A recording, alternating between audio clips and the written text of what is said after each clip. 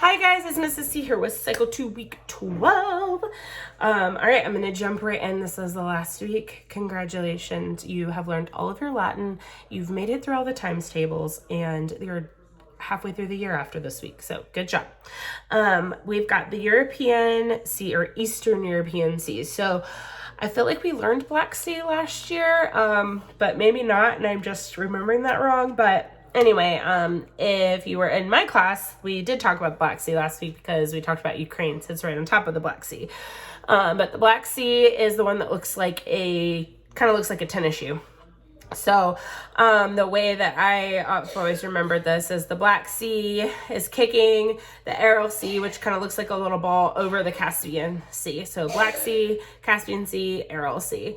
And the Caucasus Mountains connect the Black Sea to the Caspian Sea. So just kind of remind the kids, like, connect the other geography into these. We also talked about Ukraine. So Ukraine sitting right on top of the Black Sea. So just make those connections in with them.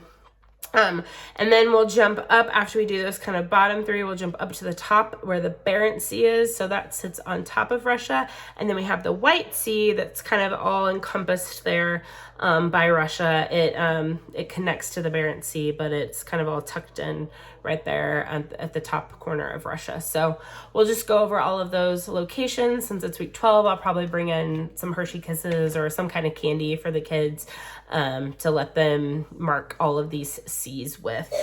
So that will be geography. Moving on to math, you're done with the times tables. So we have teaspoons and tablespoons. I've always sing this to the tune of Happy Birthday.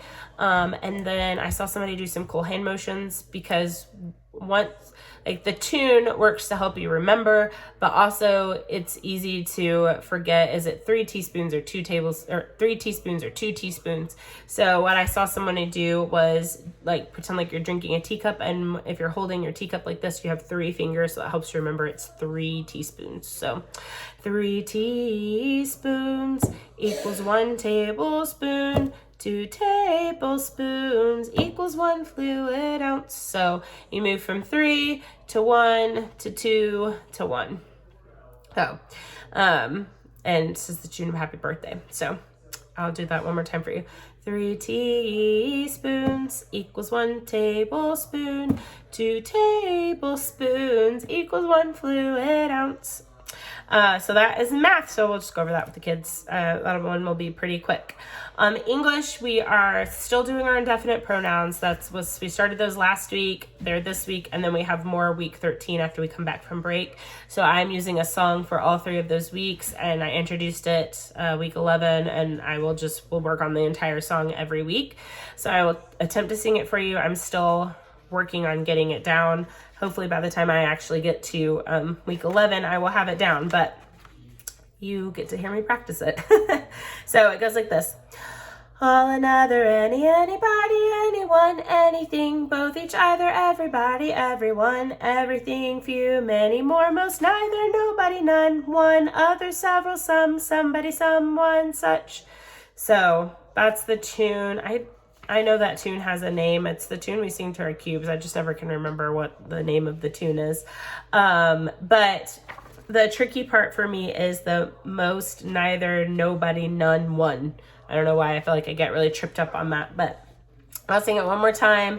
If I can find somebody doing it, I'm sure that there are people that do it better than me. Absolutely positive about that. If I can find a video of someone doing it, I'll try to link it down below so you don't have to depend on me. So it goes like this. All, another, any, anybody, anyone, anything, both, each, either, everybody, everyone, everything, few, many, more, most, neither, nobody, none, one, other, several, some, somebody. See, I messed that one up. Hi, Graham. Try it again. I'm pretty sure, Mom. Yeah? That song it is in any trouble. Just do it so It is that song, but I think it has an actual name, and I think that is more words to it, to the other tune. Anyway, okay, let me try that again. Sorry. All, another, any, anybody, anyone, anything, both, each, either, everybody, everyone, everything, few, many, more, most, neither, nobody, none, one, other, several, some, somebody, someone, such. So the few, many, more, most, neither. You have to kind of do those quickly. So that's the song I'll be using. I like learning things to songs, especially these lists of pronouns. Just makes it easy to introduce them in class. So for Latin, we are doing our future perfect tense. Again, our key for this is the future is going to be perfect. You can remember either we won't need our bow and arrow because the future is going to be perfect. So arrow is our beginning of this little song or chant. And so the future will be perfect, but I also like to think that like we're pointed towards heaven, our arrow, like if that's our direction that we're going, and in the future heaven will be perfect. So that's how I'm remembering it.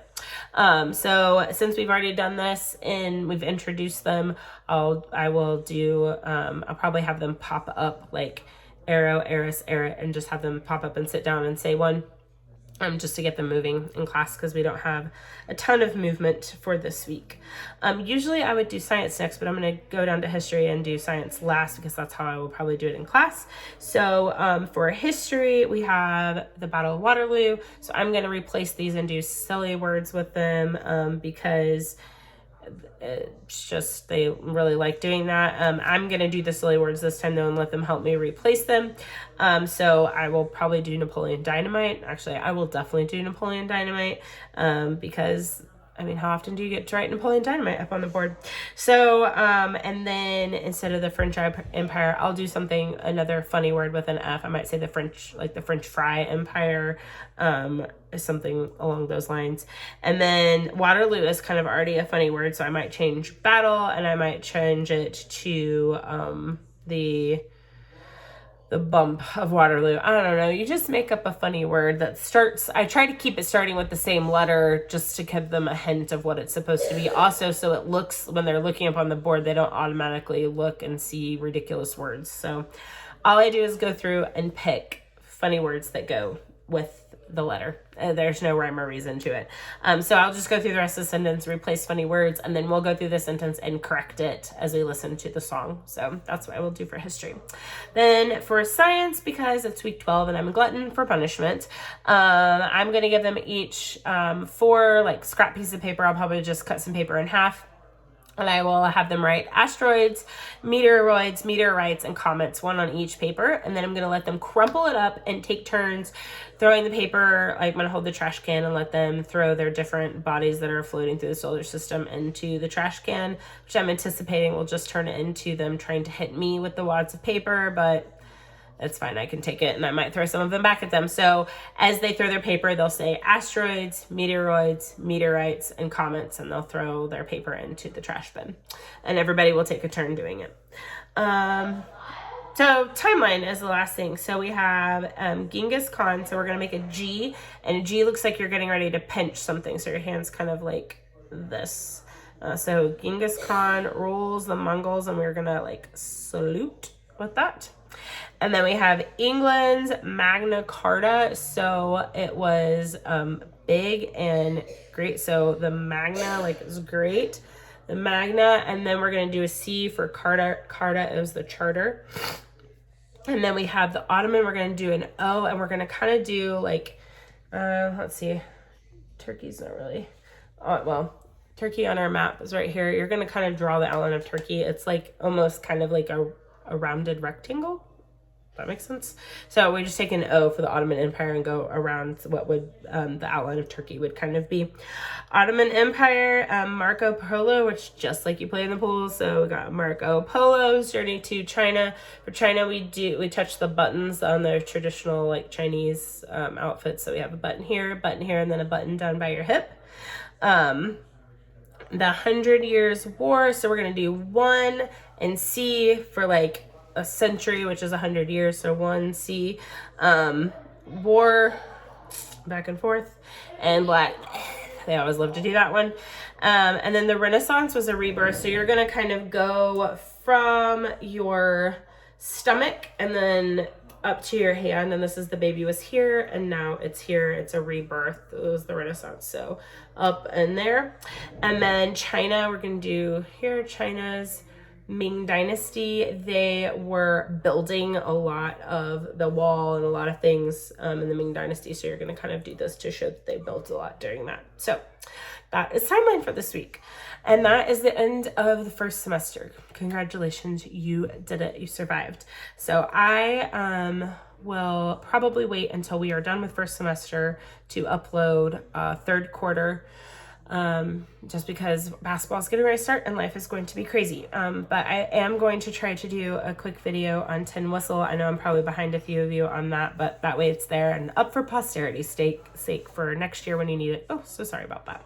Anyway, so I hope you guys had an awesome semester, and I hope that I stayed ahead of you. If you have any questions or comments, you can leave them down below. I try to be really good about responding to those, but sometimes I miss a few. So anyway, I hope you guys are doing well, and I will see you soon. Bye.